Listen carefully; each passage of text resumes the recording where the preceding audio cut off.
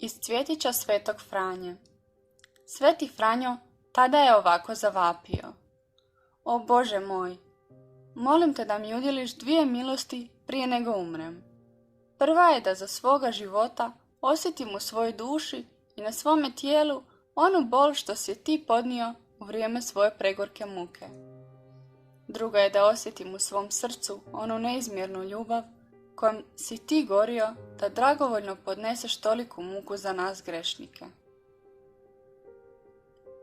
Godine 1213. plemić Orlando darovao je Franji ovo brdo.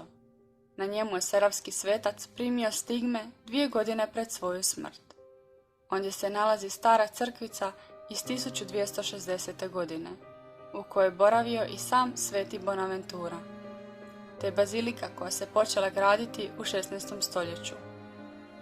Ondje još možete vidjeti i kapelu, izgrađenu na mjestu gdje je Franjo primio rane, i špilju u kojoj se povukao kada je molio i postio u čast svetom Mihajlu Arkanđelu te slavne 1224. godine.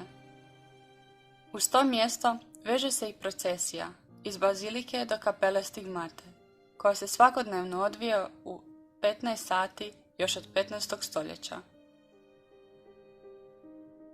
Razmisli.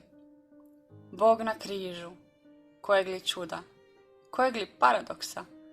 Veliki Bog pribijen na 2 poprečne daske. Razumjeti ne možemo. Osjetiti to ne možemo. Možemo samo zahvaljivati na našem spasenju. Za ispravnu i djelotvornu zahvalnost svemogućem Bogu molit ćemo na tom mjestu.